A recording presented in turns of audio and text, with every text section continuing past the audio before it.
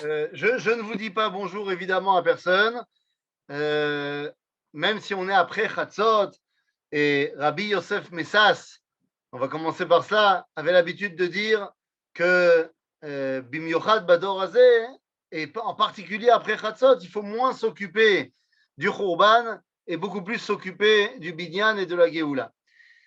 Si vous me permettez une remarque par rapport, parce que justement j'ai pu entendre les 10 dernières minutes de l'intervention juste avant du témoignage, parce que j'ai fini ma formation un peu plus tôt. Donc j'ai entendu, j'ai une toute petite remarque à faire. Euh, J'étais à l'armée pendant l'Aït Natkut et pendant le Guérouche. Et dans ma Yechida, on s'était tous mis d'accord, les 12 de la Yechida, que si jamais on avait été envoyé dans quelque Mahagal que ce soit, hein, on était d'accord pour dire qu'on n'y va pas. Et que s'il faut être Messaref Kouda, eh ben on sera Messaref Kouda. S'il faut en passer par là, on passera par là. Par chance, finalement, personne d'entre nous n'a été mobilisé nulle part. Mais je dirais la chose suivante. J'ai eu quand même énormément de questionnements internes avant même de savoir si j'allais être envoyé ou pas. Donc j'ai été voir mes rabbinim. Qui je suis, j'ai 21 ans, je ne connais rien. J'ai été voir mes rabbinim. Et j'ai été voir tant le Rav Cherki que Reb Avrum Shapira. Et la réponse a été très claire. Ils m'ont dit, pourquoi est-ce que tu poses la question? Arrête, l'État d'Israël, c'est Kadosh, mais on ne va pas changer la Torah à aucun moment. Nous avons le devoir d'écouter nos parents, par exemple, d'après la halacha. Tout ce qu'ils nous demandent de faire, on doit faire, sauf quand ils nous demandent de transgresser la Torah. Quand mes parents me demandent de transgresser la Torah, bien que j'ai une mitzvah de kibbud avaim, eh bien, je n'ai pas le droit de transgresser la Torah. Point. De la même façon, si l'État d'Israël me demande de transgresser la Torah, eh bien, je n'ai pas le droit de transgresser la Torah. Point. Et donc, tant le Rav Cherki que Reb Avrum Shapira nous avaient dit à l'époque que En Malasot, on n'a pas le droit de donner la terre d'Israël au Goïm. Point. C'est tout. Donc, la question de savoir si ça crée un problème par rapport à notre allégeance ou pas, il n'y a pas de problème. On est tout autant fan de l'État d'Israël avant et après le Guérouche au Gush Katif, parce que l'État d'Israël, c'est Annie, parce que l'État d'Israël, c'est moi, parce que je suis un membre actif de mon État et que je choisis mes représentants. Et si je ne suis pas content de mes représentants, eh bien, je ne les réélirai pas la prochaine fois. Donc, il n'y a pas de problème. L'État d'Israël, c'est Kadosh. Les gens qui peuplent le gouvernement, ou ils sont bien, ou ils ne sont pas bien. Et s'ils ne sont pas bien, on les change. Et donc, eh bien, la question, d'après ce que j'ai reçu de mes rabbinim, c'est qu'elle ne se posait même pas. De la même façon que si l'armée me demande de transgresser Shabbat alors qu'il n'y a pas de raison, on va dire, militaire, ben, je n'ai pas le droit de transgresser Shabbat. Et bien, de la même façon, je n'ai pas le droit de donner une partie de la terre d'Israël. Le grand problème qu'on a eu à cette époque-là, c'est que, et si on parlait du public avec ce qu'on appelle les kippot srugot, eh bien, il y a eu une scission au sein des rabbinim. Et qu'il y a des rabbinim qui ont dit qu'on n'a pas le droit d'être Messaref Kouda, et je ne rentre pas évidemment sur qui avait raison, je n'ai pas la longueur de barbe qu'il faut, donc je ne rentre pas dans la question de savoir si on mais à ce moment-là, à partir du moment où il y a des rabbins, quels qu'ils soient, qui ont dit que on ne peut pas s'opposer à cette décision-là, eh bien, on avait, à mon sens, perdu la bataille. Je pense que si il avait été question de démanteler Kiryat Sefer, ou de démanteler un autre Bétar élite ou une autre ville charédite, jamais de la vie ça aurait marché parce que tout le monde serait sorti avec les stenders à la main pour empêcher n'importe qui de rentrer. Je ne sais pas si c'est la bonne solution, mais une chose est sûre, c'est qu'il y aurait eu une paix échad à ce niveau-là. Et je pense que l'erreur qu'on a pu faire il y a trop d'années maintenant, c'est que au sein de la Hanaga rabbinite, au sein de la direction des rabbinim de notre milieu, eh bien, il n'y a pas eu une voix qui s'est élevée. Pour moi, la question ne se posait pas. La voix, c'était Maran Arav Arashi Israël, Rosh Yeshiva, le Rebbe Avrum Shapira. Donc, pour moi, la question ne se posait pas, mais malheureusement, ça n'a pas été le cas chez tout le monde. Aval, Bezrat Hashem, on a appris de nos erreurs et on ne refera plus les mêmes problématiques. Et au contraire, on reconstruira le gouche, et pas seulement le gouche, et la Kol Chevel Aza Bemira Be'amenu. Amen. Donc voilà, ça c'était simplement pour la petite remarque. Alors, les amis. Toda Rabba. Toda à vous. Quoi, Toda moi. Comme dirait mon ami Rabbi Jacob, pas shalom vous, shalom lui, bien sûr. Donc, les amis, maintenant on va pouvoir rentrer dans notre sujet. Beit Shlishi, le troisième Beth Amikdash, ne va durer que 830 ans.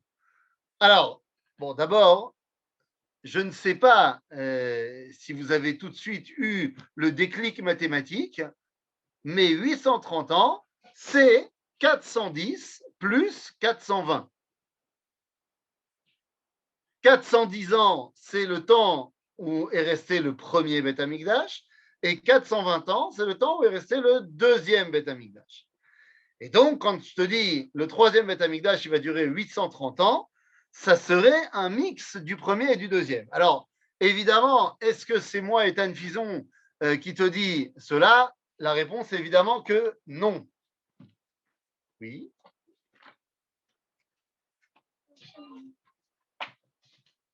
Mesdames, messieurs, au revoir. Merci. On peut fermer la porte, s'il vous plaît. Merci beaucoup. Top. Alors, voilà. Donc, quand je dis 830 ans, donc c'est le mix entre le premier et le second. Mais évidemment, ça ne vient pas de moi. Il y a dans le traité de Sanhédrin, à la fin du traité de Sanhédrin, je ne dis pas une page en particulier parce que ce n'est pas dans les pages, c'est après la Gemara de Sanhédrin, dans certaines éditions du Talmud, les éditions en général qui sont avec beaucoup de commentateurs derrière, eh bien vous pouvez trouver, après le Rif, après le Rosh, eh bien vous pouvez trouver imprimé Tosfot Chachmei Anglia. Tosfot Chachmei Anglia, c'est Michachmei Anglia depuis qu'ils sont revenus en Angleterre sous l'impulsion de Cromwell au XVIIe siècle. Eh bien, là-bas, Tosfot Chachmei Anglia nous disent Beit Shlishi, il va durer 830 ans. Alors, tu vois, je te le balance comme ça en pitch du chiour, avant même de commencer à prouver quoi que ce soit. Et la question qu'on se pose, c'est bon, bah, pourquoi pas 830 ans, mais quoi? Ça veut dire qu'au bout de 831 ans, Yesh Khurban, il y a de nouveau une destruction du Beit Shlishi au bout de 830 ans. Bien, les amis, c'est de cela que j'aimerais vous parler d'abord aujourd'hui. Alors, tout d'abord, j'aimerais m'auto-corriger. Parce que quand on parle de reconstruction du Beit Amikdash Slicha et qu'on parle du Beit Shlishi, en vrai, vous le savez bien, on ne devrait pas parler du Beit Shlishi. On devrait parler du Beit Hamishi. Eh oui, nous n'attendons pas la reconstruction du troisième temple, mais nous attendons la reconstruction du cinquième temple. Ah bah oui, parce qu'en vérité, il y a déjà eu un troisième et il y a déjà eu un pseudo-quatrième aussi. Ah bah oui, ah les amis, il faut le savoir. Lorsque Shlomo crée le Beth Amikdash Birushalayim, c'est le premier Beth Amikdash. Lorsque Ezra avec Nehemia vont reconstruire le Beth Amikdash, c'est le deuxième temple. Les Hashmonaïm, à l'époque de Hanouka, après la conquête et la reconquête, si tu veux, de Hanouka, et le fait que les Hashmonaïm aient eu un petit peu plus de puissance, ils vont agrandir un petit peu le Beth Amikdash, ils vont faire un Tama 38, si vous voyez ce que je veux dire. Mais après arrive Hérode. Or, quand nous, on parle du Beit Sheni et qu'on montre les images du deuxième temple et les dessins du Machon Amikdash, eh bien, ça fait référence au temple de Hérode. Le problème, c'est que le temple de Hérode, eh bien, pour qu'il soit construit tel qu'il a été, Hérode a d'abord détruit le Beit Sheni. C'est-à-dire que ce qu'Hérode a fait n'était pas un Tama 38, c'était ce qu'on appelle Pinouille-Binouille. Il a complètement détruit le Beth Amikdash et ensuite il l'a reconstruit. Alors on a l'habitude de dire que c'est toujours le deuxième temple parce que c'est pas qu'il l'a détruit, il l'a détruit pour le reconstruire. Les pierres étaient déjà là. Mais il n'empêche que le temple de Hérode, eh ben, concrètement, c'est un troisième Beth Amikdash dans l'histoire juive. Et puis, bon, alors on sait, les Romains l'ont détruit, mais il y a eu, quelque temps plus tard, eh bien, un quatrième Beth Amikdash. Et quel est le quatrième Beth Amikdash? Avez-vous entendu parler de Julianus Akofer? Ou alors en français, Julien l'apostat. C'est qui ce mec? Eh bien, Julien n'était autre que l'empereur de Rome. Il est l'empereur qui a succédé à Constantin. Or, Constantin, l'empereur romain, avait été celui qui avait chamboulé complètement l'Empire romain en le transformant en empire chrétien. Il avait accepté la religion chrétienne et a transformé tout l'empire en empire chrétien. Julien arrive derrière lui, mais Julien, il n'est pas chrétien. Il a envie de ramener à Rome tout le polythéisme et le panthéon romain. Et donc, il se dit, les ennemis de mes ennemis sont mes amis. Et alors que les chrétiens étaient très, très anti-juifs dès le départ, eh bien, Julien va donner la permission aux juifs, on est au IVe siècle, il va donner la permission aux juifs de Jérusalem de reconstruire le Beth Amikdash uniquement pour embêter les chrétiens. Et alors, les juifs vont se donner à cœur joie, ils vont assembler tous les matériaux pour reconstruire le quatrième temple. Et la légende, l'histoire, mélanger un peu les deux, nous raconte que Erev Trilat Abnia, que la veille du début des constructions, il y a eu un grand incendie qui a détruit tous les matériaux de construction et les Juifs ont vu ça comme un signe, comme quoi Kadosh Baruch Hu n'était pas d'accord qu'on reconstruise le Beth Amikdash. En tout cas, si on accepte ce début de création comme étant quatrième, eh bien on attend le cinquième Beth Amikdash, ce sera un Beth Amikdash tunisien, pourquoi pas.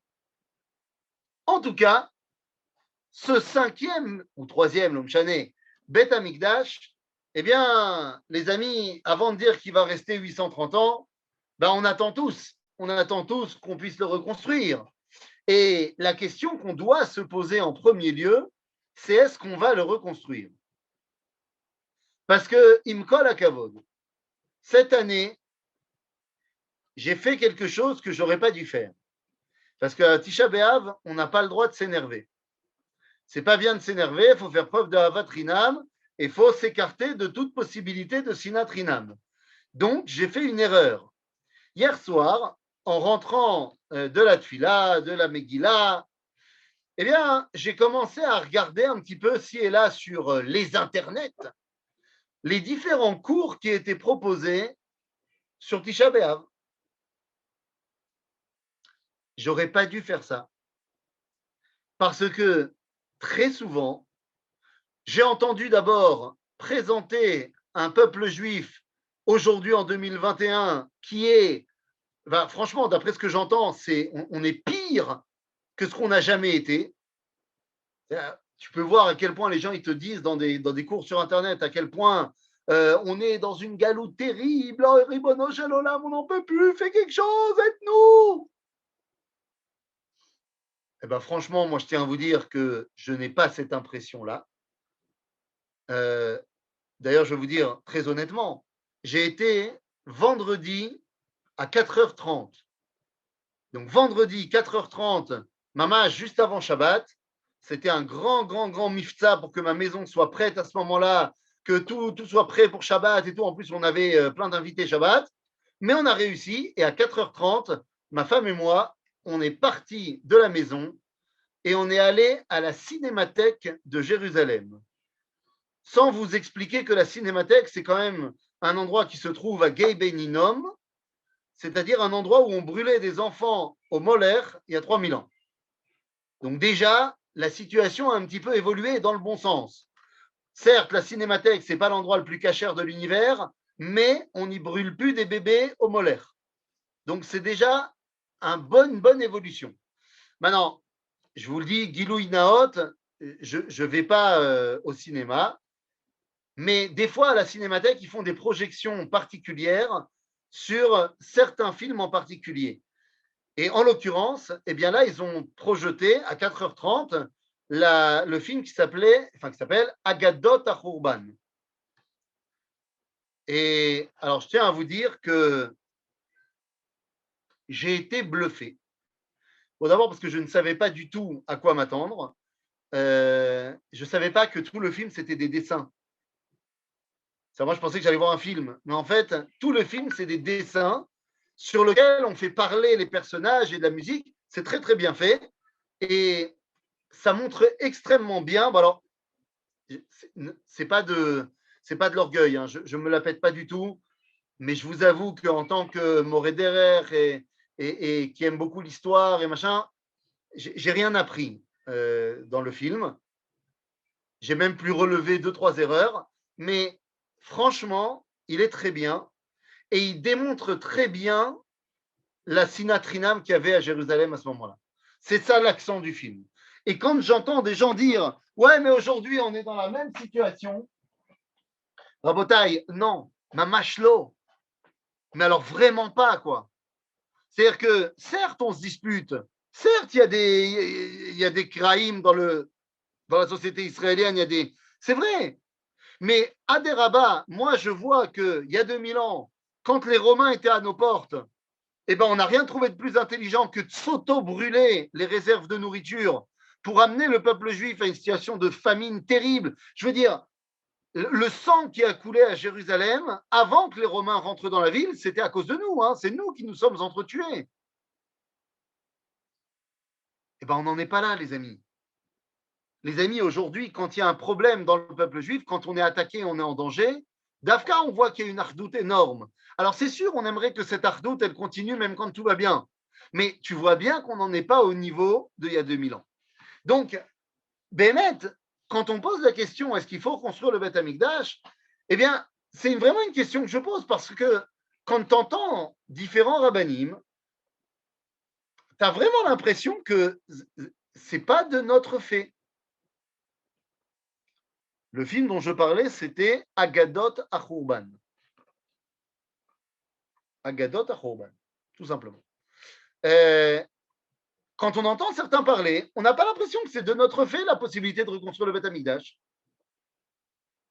Et on entend de plus en plus, et ça me rend fou, parce que plus le temps passe et plus on est censé être grand, et plus on entend des gens qui veulent nous faire redevenir petits. Qu'est-ce que ça veut dire redevenir petit? Eh bien, dans la conscience collective, et chez les Français aussi, ben mec, le Beth Amikdash, il va tomber du ciel. C'est génial. C'est un vrai film de science-fiction, le Beth Amikdash. Il y a certainement un astéroïde qui se balade en orbite à côté de Mars, avec un Beth Amikdash tout prêt à l'emploi construit dessus, et Bezrat Hashem, eh ben un jour, il va descendre sur Terre. Et Ribono Shel Olam, non. Et c'est pour ça que j'aimerais voir un petit peu quels ont été les avis proposés par nos Chachamim au fur et à mesure de l'histoire. Je voudrais simplement, avant de vous dire les avis différents des rabbanim, vous rappeler une chose. Ein mikra yotse mide pshuto. Oui, voilà, ça doit être pour ça que M. Bronson est parti dans l'espace. Il voulait retrouver le Beth Amikdash qui était perdu là-bas, certainement. Bekitsour, les amis, de quoi on est en train de parler? En mikra yotse mide pshuto. C'est un grand principe du judaïsme. Vous le savez, il y a plusieurs niveaux de lecture dans la Torah. Je ne vous apprends rien. Il y a le pshat, il y a le remez, il y a le drash, le sod, beseder. Aval, en aucun cas, vous ne pouvez enlever le pshat, c'est-à-dire la compréhension littérale, simple, de l'équation. C'est-à-dire que les explications ésotériques, elles sont évidemment importantes et profondes et vraies, mais elles ne peuvent pas remplacer l'explication simple. Je vous donne un exemple. il y a marqué dans la Torah qu'on n'a pas le droit de manger de cochon. Ben moi, je pense que s'il y a marqué qu'on n'a pas le droit de manger de cochon, ça veut dire qu'on n'a pas le droit de manger de cochon. C'est révolutionnaire, je sais.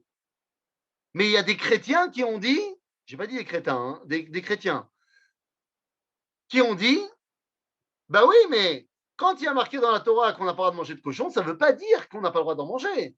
Ça veut dire qu'il ne faut pas se salir l'âme tel que le cochon se roule dans la boue. Bon, je ne suis pas contre l'idée qu'il ne faut pas se salir l'âme. Mais quand il y a marqué qu'il ne faut pas manger de cochon, ça veut dire qu'il ne faut pas manger de cochon. D'abord et avant tout. Pourquoi je dis ça comme introduction? Bien parce que les amis, nous avons une mitzvah d'Eoraita de construire le Beth Amikdash. Donc, il faut arrêter avec le Beth Amikdash qui tombe du ciel. Nous avons un commandement de prendre des cailloux et de faire le Beth Amikdash. Ze mitzvah taseh shel Torah, c'est la vie du Rambam. Dans le Sefer HaMitzvot du Rambam, mitzvah 20, le Rambam nous dit mitzvah livnot bait la Hashem. Point. Nous avons donc un commandement positif de faire le Beth Amikdash. Donc, il ne faut pas attendre qu'il tombe du ciel, il faut que nous, Am Israël, on le reconstruise. Ça, c'est la vie, Rabotai, du Rambam. Mais évidemment, vous l'aurez compris, il y a d'autres avis, parce que sinon, ce n'est pas drôle. Il y a un avis qu'on a tendance à donner à Rashi. Qu'est-ce qui se passe? Vas-y, Nilou, un petit Rambam, là, comme il faut, que les gens, ils entendent bien. Comment tu savais que tu avais préparé ça déjà? Non, j'ai rien préparé, vas-y. D'où ça vient ce truc? C'est fantastique. C'est du Rambam. Rambam. Non, mais je sais bien, mais d'où ça vient que toi, tu l'as préparé déjà, que tu savais que j'allais dire ça? J'ai rien dit. Alors voilà, fais Nilou comme il faut. Extraordinaire. Mitzvah taseh la'asot bait la'Hashem. מוכן להיות מקריבים בו הקורבנות וחוגגים עליו 3 פעמים בשנה, שנאמר, ועשו לי מקדש ושכנתי בתוכם.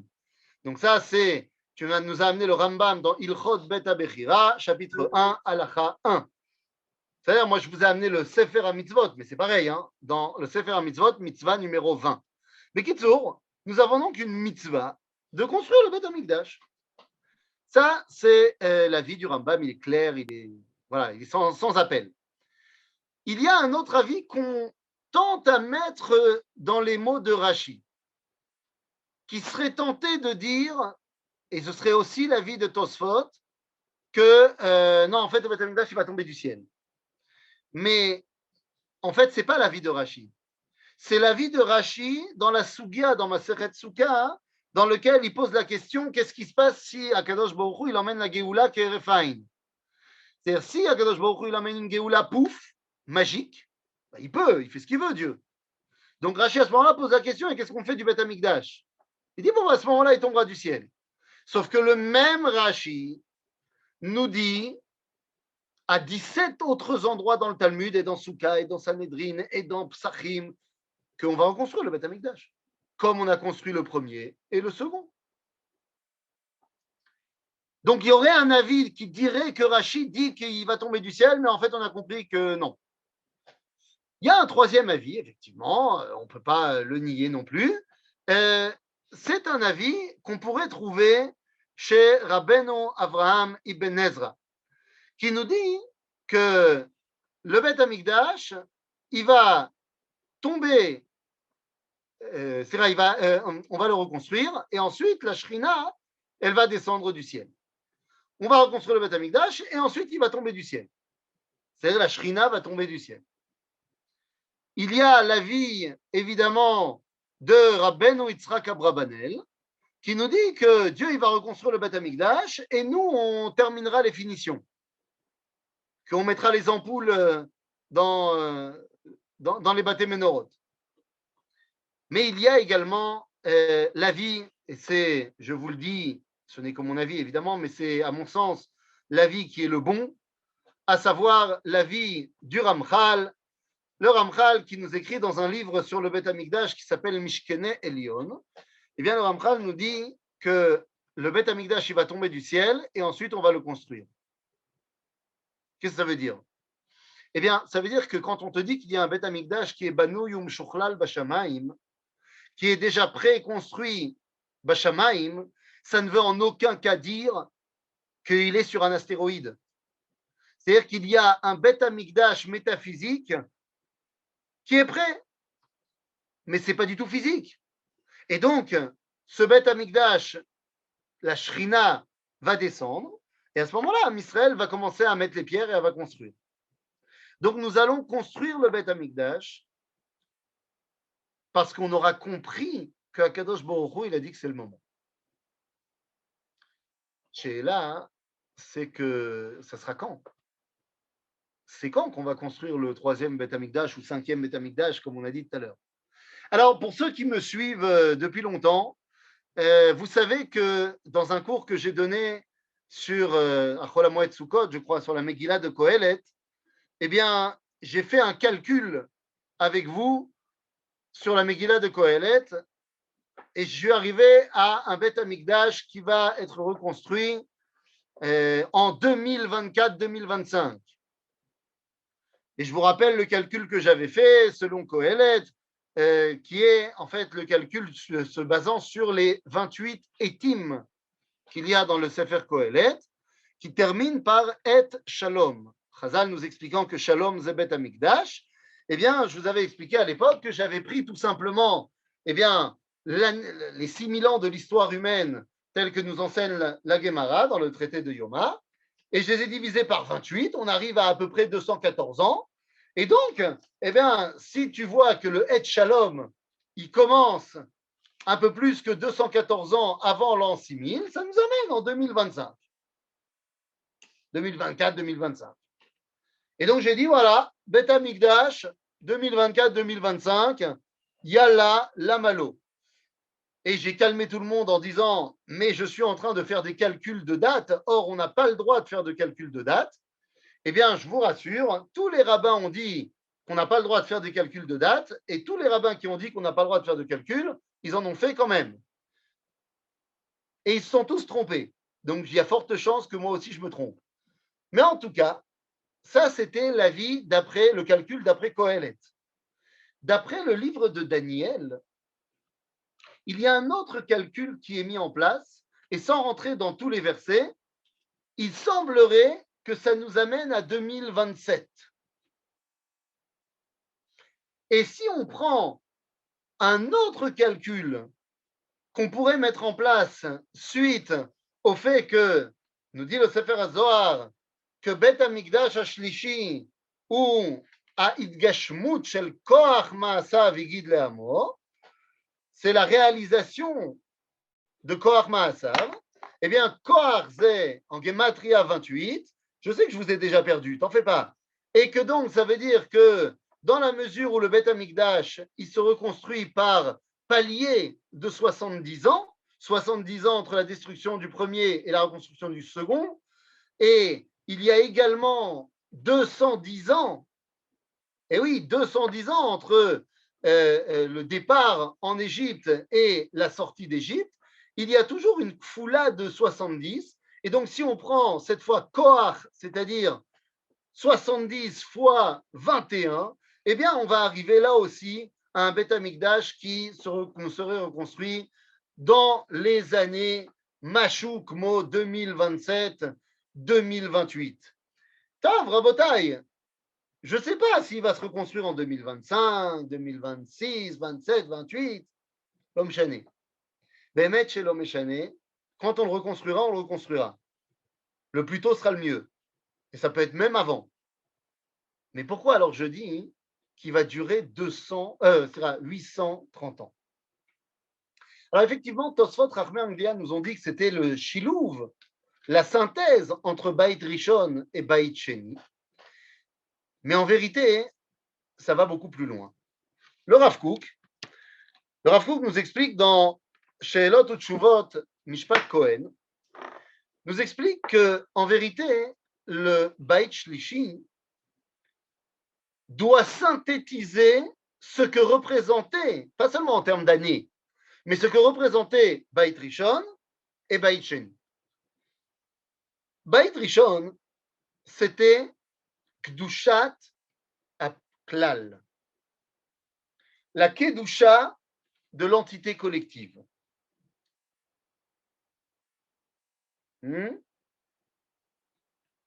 Attendez, il y a une question ici, mais je ne vois pas la fin.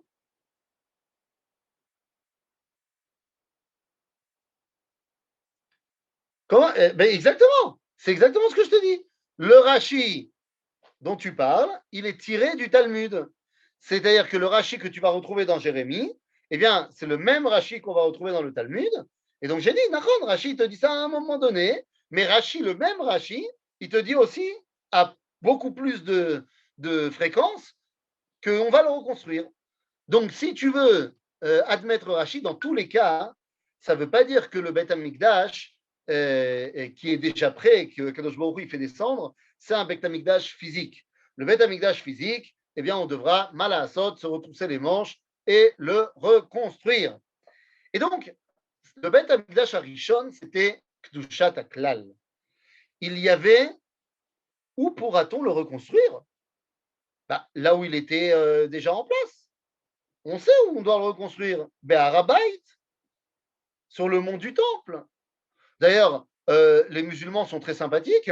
Ils nous ont gardé l'endroit au chaud. Ils ont construit un dôme doré tout au-dessus, exprès pour que le lieu ne soit pas attaqué par l'érosion. C'est plein, c'est bien, non? Le Mishkan dans le désert ne compte pas? Non, il ne compte pas. Pourquoi est-ce que le Mishkan dans le désert ne compte pas? Eh bien, parce qu'il n'est pas à sa place. La place du Beth Amikdash, telle qu'on le dit tous les jours dans la Shirat Hayam, c'est Teviemo vetitaemo be'ar nachalatecha, machon meshiftecha pa'alta Hashem, mikdash Hashem konenu yadecha, behar nachalatecha, c'est où la montagne de ton héritage? Eh bien, c'est le mont du Temple. Donc, nous savons où nous devons reconstruire le Beth Amikdash, ce n'est pas un problème. C'est-à-dire, Bekitsour, avec le Mashiach comme chef de chantier, alors, puisque ça fait partie de ce qu'il devra faire, avec le Mashiach comme chef de chantier ou pas. Le même Rav Kook que j'ai cité tout à l'heure nous dit qu'on peut construire le Beth Amikdash avant le Mashiach. Et le Mashiach peut être le dirigeant du peuple juif au moment où on le construit, mais ce n'est pas pour ça que directement on le reconnaîtra comme étant Monsieur Mashiach. Puisque le Mashiach, d'après les lois sur le Mashiach dans le Rambam, il a plusieurs choses à faire, et ce n'est qu'après avoir réussi toutes les choses qu'il est Bémet Mashiach. Or, l'ordre des choses telle qu'elle est présentée dans le Rambam n'est pas un ordre déterminant. On doit faire tous les trucs, mais pas forcément dans le même ordre qui est marqué dans le Rambam. Donc, peut-être qu'effectivement, il y aura quelqu'un qui sera à la tête du peuple juif au moment où on construira le Beth Amikdash, mais qui finalement mourra avant qu'on ait terminé, je ne sais pas, de ramener les Juifs de France en Israël. C'est-à-dire, donc, ce ne sera pas lui le Melech HaMashiach. Ça aura été quelqu'un qui aurait pu être le Mashiach, mais qui finalement ne l'aura pas été. Alors, qu'est-ce qu'on attend? Mais enfin, c'est pas shoot meod, qu'est-ce qu'on attend? Tu comprends bien que le Beth Amikdash, c'est pas quelque chose que toi et moi, on va aller demain, on va prendre une pelle et on va aller au mont du Temple et on va construire le Beth Amikdash. Ça fait partie des mitzvot collectives. C'est-à-dire que c'est le peuple juif qui doit le mettre en place. Aujourd'hui, le peuple juif, eh bien, ils sont représentés par la Knesset, par le Parlement israélien. Il faut que demain, il y ait une loi qui soit votée, qui s'appelle la loi pour le Beth Amikdash.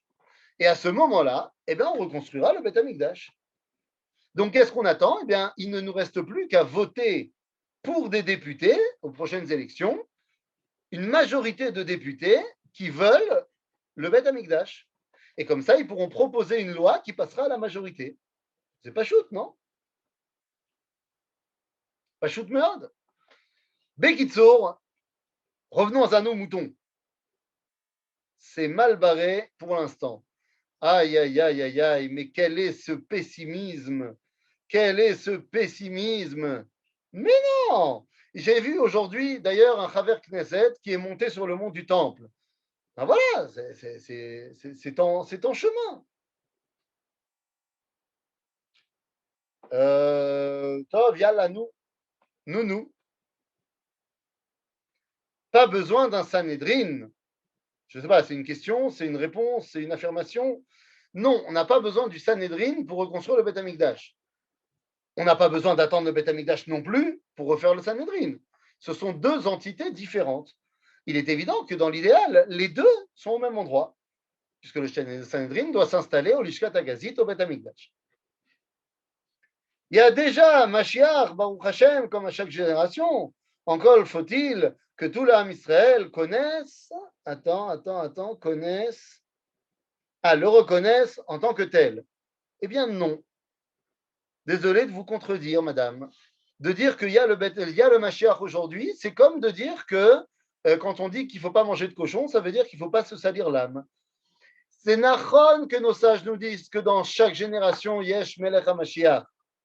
Mais tant que ce n'est qu'au niveau du potentiel, alors il n'est pas là. Zeshum davar en potentiel. Nachon en potentiel. Mais potentiel, ça ne veut rien dire concrètement. Donc, à force de faire vivre le judaïsme et les juifs sur des idées métaphoriques, eh bien, on est justement, on arrête de vouloir agir. Vous savez, il y a une chanson qu'on chantait dans les mouvements de jeunesse qui disait Amanetzach lo mefached miderech haroka. Amanetzach lo mefached miderech haroka. C'est une phrase qui est terrible. Parce que comme on sait qu'on est Amanetzach, eh ben on n'a pas peur d'un long chemin. Et résultat des courses, on ne bosse pas. Et on attend, et on attend, et on attend. D'ailleurs, d'attendre. Il faut faire. Donc, Bekitsour, tout ça pour dire que le premier Beth Amikdash, c'était Gdushat HaKlal. La Mamlacha, à l'époque de Shlomo, elle était au top. Mais il n'y avait pas Gdushat HaPrat. Au niveau de l'individu, Avodah Zara, Gilui Arayot, Shfichut Damim. Donc il y avait une très grande dimension au niveau collectif, mais pas au niveau individuel. Le Beth Amikdash a été détruit par les Babyloniens. 70 ans plus tard, on a reconstruit le deuxième temple.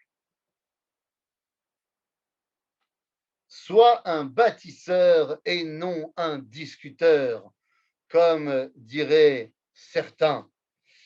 Serais-tu un membre des EEIF? En tout cas, le deuxième temple n'est absolument pas la correction du premier. Attendez, est-ce qu'il n'y a pas une interdiction de monter sur le Har HaBayit aujourd'hui? Eh bien, c'est une très très bonne question à laquelle je ne sais pas si j'ai l'autorisation de l'Ilmod et de Orod Vekelim de rentrer dedans, parce que ça risque de nous faire partir très très très très loin. Donc, je vais répondre très simplement. Je vais répondre très simplement en disant que le député en question qui est monté sur le mont du Temple ce matin, eh bien, a posté dans son commentaire qu'il est monté en état de pureté tel que lui ont permis ses maîtres, tel que lui ont permis ses rabbinim. Donc, ça veut dire que même s'il y a un interdit, si toi tu y vas parce que tes rabbins t'ont permis, donc toi tu es bécéder. À la limite, le problème, c'est les rabbins qui ont permis. Il y a aujourd'hui une marloquette, comme dans tous les sujets de la halakha, il y a une marloquette de savoir est-ce qu'on a le droit de monter au Har HaBayit aujourd'hui ou pas. C'est-à-dire, c'est une marloquette. On n'est pas né d'hier, ce n'est pas la première marloquette. Il y a des rabbins qui interdisent, il y a des rabbins qui permettent. Tout le débat est de savoir est-ce qu'on sait aujourd'hui quels sont les endroits qui sont permis que en état de pureté totale, c'est-à-dire avec quand on s'est pris les cendres de la vache rousse, on a été aspergé de cela, mais qu'on est en état de pureté complète, c'est-à-dire la Hazara et tout ce qui est Kohen, Kodesh et Kodesh à Kodashim. Donc ces endroits-là, on n'a pas le droit d'y aller aujourd'hui du tout. Et donc la question est de savoir, est-ce qu'on sait aujourd'hui où est l'endroit où on a le droit d'aller simplement après avoir été au mikvé, ou est-ce qu'on ne sait pas où sont les endroits? Les rabbins qui interdisent disent qu'on ne sait pas où sont les endroits, et donc de peur qu'on rentre dans des endroits interdits et que ce soit Issour Karet, eh bien, ils interdisent. Et les rabbins qui permettent, c'est parce qu'ils disent, nous, on sait où c'est, et donc on a le droit d'aller à certains endroits. Les endroits où on n'a pas le droit d'aller, on ne va pas, et les endroits où on a le droit d'aller, on va. Et c'est d'ailleurs, pour eux, une mitzvah. Oui, David?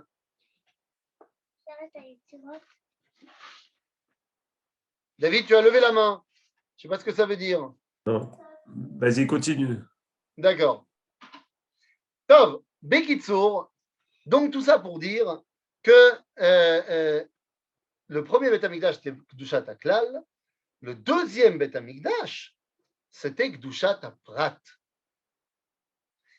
Il n'y avait pas du tout de Kdushat Aklal dans le deuxième Beth Amikdash.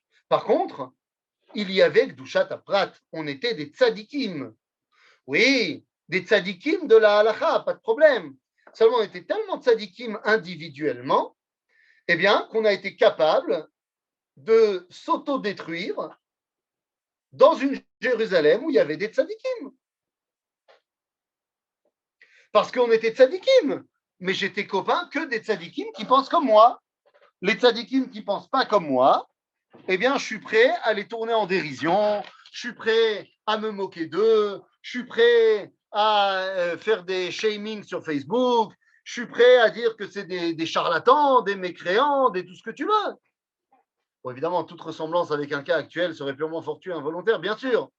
Mais quand tu repenses 2 secondes à l'histoire de Kamsa et Bar Kamsa, cette fameuse histoire que nos sages nous disent qu'à cause d'elle, Jérusalem a été détruite, je vous rappelle que dans le festin de M. Kamsa, enfin non, c'est vrai, de M. Aou Gavra, de monsieur qui a fait le festin, qu'on ne connaît même pas son nom, il y avait tous les rabbins de Jérusalem. Et personne ne s'est révolté contre cet agissement qui fait honte à son prochain. Si vous... Attendez, j'ai bugué, il y avait une question. Si vous permettez d'envisager le temple dans ces dates-là, alors Mashiach est déjà là, même non dévoilé. Eh bien, ma réponse est très simple. On sait rien. Mirez. Vous savez, hein, tout peut se passer en très très peu de temps. Hein. Bon, Hachem. Quoi qu'il en soit, ça c'était le deuxième temple. Gdushat Prat, mais sans aucune connexion entre les différents pratim. Si bien qu'on va avoir, eh bien, Beth Hillel, Beth Shammai, qui vont s'entretuer, Beth Hillel, Beth Shammai. Si bien qu'on va avoir Purushim, Tzdukim, qui vont s'entretuer. Qu'on va avoir Kanaïm, qui vont massacrer tous ceux qui ne pensent pas comme eux. Même d'autres Kanaïm.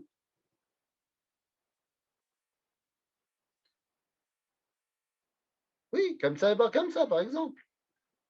Bekitsour, Kdushat Aprat, mais aucune relation au niveau du klal. Bait Shlishi, vous l'aurez donc compris, il doit être la connexion du klal et du prat. La vérité, on n'invente rien. C'est ce qu'on dit tous les matins dans les Shlosh Esrei Midot chez Torah Nidreshet Bahem. Klal shehu tzarich lifrat.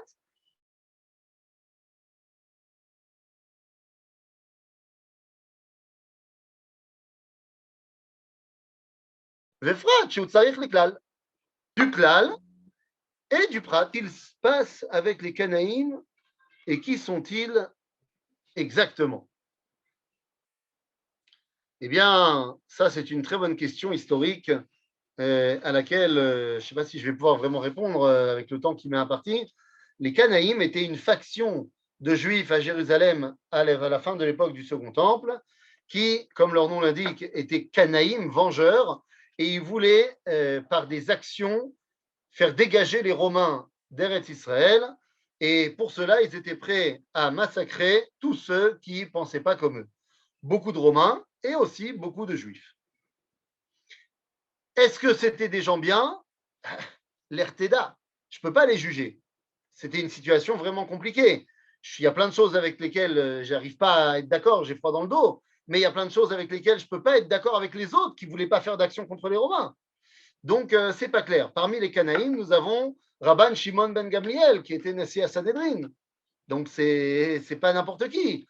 On avait un homme qui s'appelait Abbas Sikra, qui était le neveu de Rabban Yochanan ben Zakkai. Kitsour, pas évident cette histoire. En tout cas,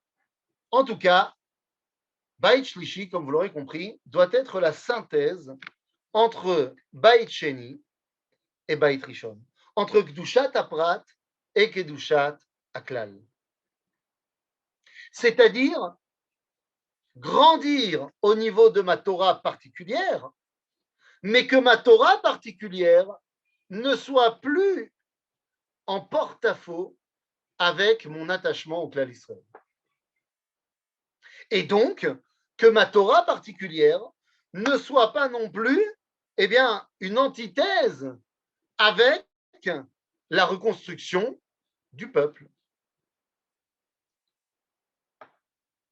Eh oui, quand on nous dit vaut mieux aller étudier la Torah que de servir dans les rangs de l'armée, parce que c'est la Torah qui nous protège. Si tu viens et que tu réponds en disant oui, mais attends, à l'époque du Tanakh, c'était les grands de la Torah qui étaient dans les rangs de l'armée. Eh bien, on va te répondre ouais, mais ça, c'était une autre époque. C'était l'époque du Tanakh.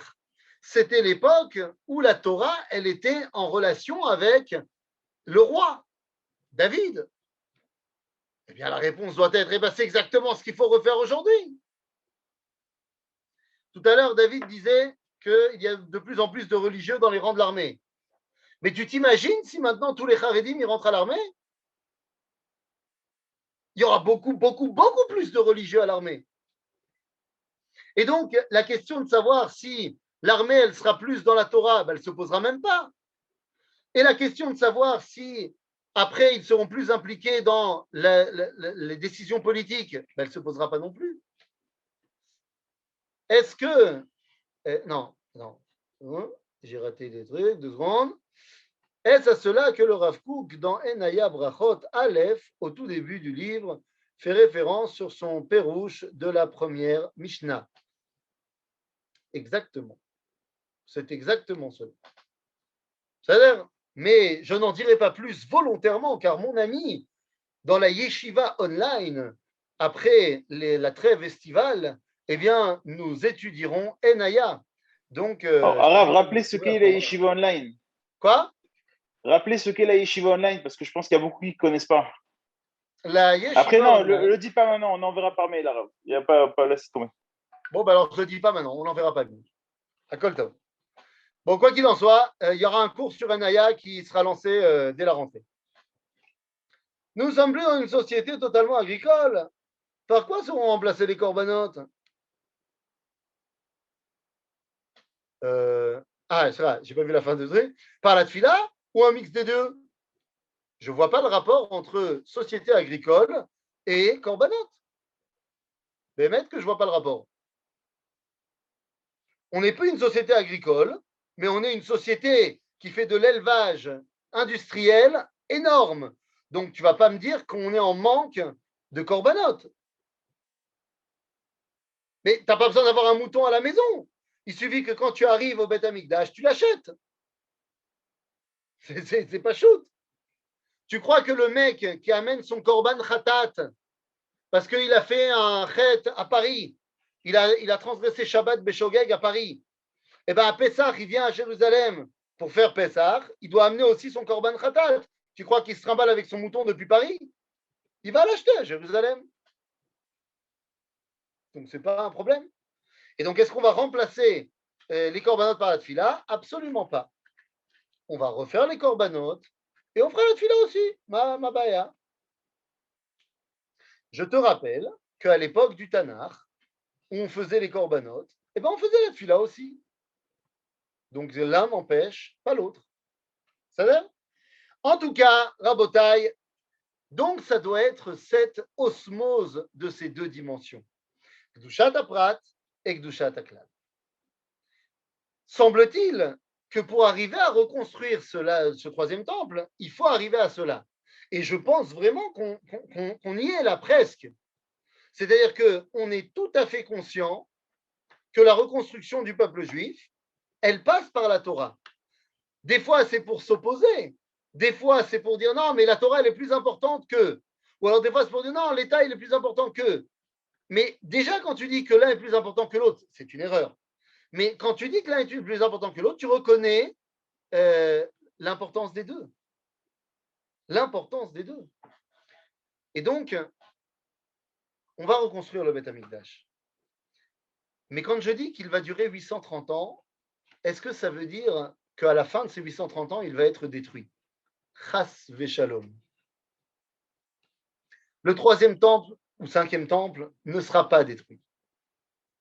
Ne sera pas détruit car on a lu dans la Megillah de Echa, Tam Avoner Bat Zion, Lo Osif Leagloter. Rachid nous a dit là-bas que dès qu'on revient de Galout et d'Om, c'est où il n'y a plus de Galout derrière, il n'y aura plus de Khurban Bet Amikdash. Mais qu'est-ce que veulent dire alors Chachmei Anglia quand ils nous disent 830 ans?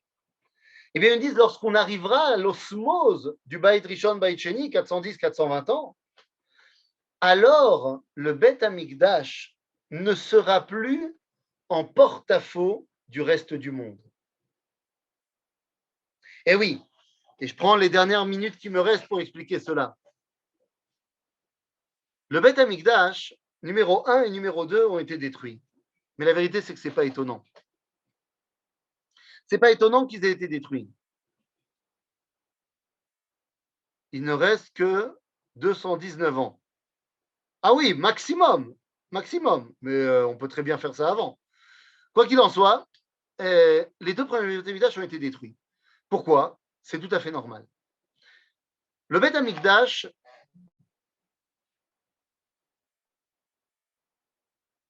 ah ben 2 secondes, laisse-moi t'expliquer. Je disais, le Beth Amikdash est présenté dans la Torah comme étant le 8e jour. Vaï Bayom Hashemini. C'est le jour où Moshe construit le Mishkan, enfin inaugure le Mishkan. Et vous allez me dire, non, mais c'est simplement le Yom Hashmini par rapport au Korbanot Amilouim. Sauf que Rachid nous explique que non, que c'est le Yom Hashmini par rapport à la création du monde. C'est donc, le Beth Amikdash est donc un représentant du 8e jour. Le problème, c'est que nous vivons dans un monde qui est le 7e jour. Ce 7e jour a commencé dès la création, enfin dès la sortie de Adam Arishon du Gan Eden, et continue maintenant depuis 5781 ans. Nous sommes dans le 7e jour. Vaïvarech Elohim et Yom HaShevi vaïkadesh oto. Nous sommes dans le 7e jour. Et donc, tant que nous sommes dans le 7e jour, eh bien, le Beth Amikdash, qui est le 8e, fait office de corps étranger. Et donc, le monde le rejette. Lorsqu'on rentre dans le 8e jour, c'est le moment où le Beth Amikdash et le monde ne font plus qu'un. Ou Echalo Shel Makom, Ze Haolam Kulo. Où le temple de Dieu, c'est le monde entier. Ce que nous dit le prophète Rabakouk, Ve'Hashem be'echal kodsho, has mipanav kol haaretz. En d'autres termes, on va reconstruire le Beth Amikdash. Dans l'Antiquité, tous les peuples faisaient des sacrifices. Aujourd'hui, ce n'est plus le cas. Est-ce que ce sera vraiment approprié? Mais évidemment, tu ne te rends pas compte comment les animaux du monde entier sont en dépression totale parce qu'ils ne peuvent plus participer au dévoilement de la Kedusha dans le monde. C'est terrible. Il n'y a plus de steak Bigdusha. Tu te rends compte comment les animaux meurent pour, j'allais dire, pas rien, mais pour pas grand-chose. Donc, barour qu'on va reconstruire Beth Amikdash et refaire les korbanot, évidemment. Maintenant, le fait qu'aujourd'hui, on continue à penser que le New Age occidental, de dire que c'est archaïque, c'est païen, c'est tout simplement parce qu'ils n'ont absolument jamais étudié ce que ça voulait dire faire les korbanot. Les korbanot, c'est rattacher tout le domaine de la création à Akadosh Baruch Hu. Il y a des korbanot du végétal, il y a des korbanot de l'animal, il y a des korbanot, entre guillemets, du minéral, Nisur Hamaim, et le fait qu'on Nisur Hamaim, et le fait qu'on mette du sel sur chaque korbanot, c'est le minéral. En d'autres termes, quand l'homme fait les korbanot, eh bien, les 4 dimensions de la création, minéral, végétal, animal et homme, eh bien, se rattachent à Kadosh Baruch. Donc les korbanot, c'est fantastique. Bezrat Hashem, on pourra les refaire, Bimera Amen. En tout cas, donc je disais, on va construire le Beth Amikdash.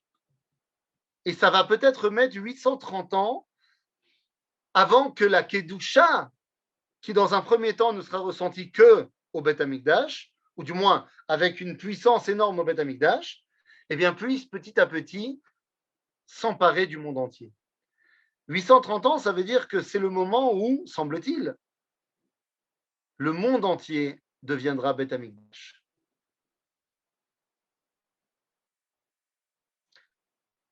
Monsieur Abraham Korshia, je suis désolé, mais le Rambam ne dit absolument pas que les korbanot disparaîtront à l'époque du Mashiach. C'est un mensonge éhonté. Je ne vous accuse absolument pas parce que je pense que vous l'avez entendu d'autres gens, mais je vous invite à relire tout simplement le Rambam Ilchot Melachim ou Milchemotehem, chapitre 12, où le Rambam nous dit noir sur blanc, chapitre 11 et 12, où le Rambam nous dit noir sur blanc que on recommencera à faire tous les korbanot. C'est-à-dire, donc non, le Rambam ne dit pas qu'il n'y aura plus de korbanot, il y aura les korbanot. À Kol Beseder. J'attends avec impatience mon steak Big Doucha. Donc je vous en prie, ne me le prenez pas de la bouche à quelques heures de la fin de Tisha B'Av. C'est pas sympa du tout. Quoi qu'il en soit, cette dimension de 830 ans, c'est semble-t-il le temps qu'il nous faudra pour faire en sorte que la Kedushat Amikdash s'élève dans le monde entier. Et c'est ce qui rejoint les paroles du prophète Zecharia, où Zecharia, un Navi, nous dit que viendra un temps où il y ait Kol Sir Birushalayim Kodesh. C'est-à-dire quoi? Normalement, au Beth Amikdash, il y a des ustensiles du Beth Amikdash qui servent à cuisiner le korbanot, qui sont du domaine du Kodesh. Mais les autres casseroles que j'ai chez moi à la maison ne sont pas Kodesh. Dit le prophète Zecharia, viendra un temps où il y aura tellement de korbanot que tous les casseroles de Jérusalem seront Kodesh. Et il continue en disant Va'ayal metzilot tasus Kodesh Lashem. Il y aura même marqué sur les bijoux qu'on met sur les chevaux une couronne où il y aura marqué Kodesh Lashem. Nous, on connaît ça comme étant la couronne du Kohen Gadol. Eh bien, ça te montre que la Kedusha, elle va tellement s'amplifier que même les chevaux porteront une couronne où il y aura marqué Kodesh Lashem. Ça te laisse imaginer la Kedusha qu'aura le Kohen Gadol Bichlal. Mais il y a quand même la vision de la Tzimchonut du Rav Kook à prendre en compte. Oui, bien sûr. Le Rav Kook, lui aussi, pense qu'il faut refaire les korbanot. Et le Rav Kook te dira aussi que la Torah ne change jamais et que donc, si la Torah a dit qu'on fait des korbanot, eh ben on continuera à les faire. Seulement, la Torah a dit qu'on n'a pas le droit de faire de korbanot humains. Et donc, nous dit le Rav Kook dans Chazon HaTzimchonut VaShalom que lorsque l'animal s'élèvera au niveau de l'homme, alors on ne fera plus de korbanot de l'animal. Mais on continuera à faire des korbanot du tzomeach qui sera élevé au niveau de l'animal. En d'autres termes, lorsque la carotte se mettra à dire et que le bœuf dira comment ça va, alors on arrêtera de sacrifier les bœufs. C'est-à-dire, mais on n'y est pas encore. Donc ne t'inquiète pas. Mais la notion du 7e jour n'est pas en contradiction avec l'histoire des 6000 ans, comme chaque millénaire représente un jour jusqu'au 7e. Eh bien non, pas du tout. Le 7e jour, c'est les 6000 ans de l'histoire. Lorsqu'on nous dit dans le livre de Tehilim, Ki elef shanim be'einecha kiyom etmol ki ya'avor, eh bien c'est du point de vue de Dieu, pas de notre point de vue. C'est-à-dire on te dit, les 6000 ans de la création, toi, Ribono Shel Olam, tu peux les faire correspondre à dans ton point de vue. Mais de notre point de vue, les 6000 ans de la création de l'homme, c'est le 7e jour de la création de Dieu. C'est-à-dire, quoi qu'il en soit, à ce moment-là, la Kedusha aura atteint une telle ampleur, eh bien, que le monde entier pourra ressentir la proximité avec Akadosh Baruch Hu. Ah, alors est-ce que ça veut dire, eh bien, que Eretz Israël n'aura plus un sentiment particulier par rapport au reste du monde? Non. Je vous rappelle que Akadosh Baruch Hu a amoindri la lumière de la lune et que viendra un temps où il amènera Kapara à la Yareach. Et on nous dira, se réaliseront les paroles du prophète qui diront que Vetie or alevana ke or achama, que la lumière de la lune sera comme la lumière du soleil, virgule, et la lumière du soleil, Shivatayim, 7 fois plus forte. En d'autres termes, lorsque eh bien, les nations du monde se seront élevées au niveau d'Israël, que toutes les terres du monde se seront élevées au niveau de la terre d'Israël, eh bien, la terre d'Israël chopera un bonus. C'est-à-dire, et Am Israël deviendra à ce moment-là tout le monde au niveau de Kohanim, et les Kohanim deviendront tous au niveau du Kohen Gadol, et le Kohen Gadol, comme dit si bien le Rav Cherki, atteindra le niveau de Superman, Veyesh Omrim, Spider-Man, mais ça c'est une marloquette. Voilà, Sheniske, Bimera Be'amenu, le Binyan Bet Amikdash, et pourquoi pas dans le timing que j'ai annoncé, ou voire même avant, ונזכה לאכול סטייק בקדושה ביחד בבית המקדש בתשעה באב שנה הבאה, אמן, כן יהי רצון.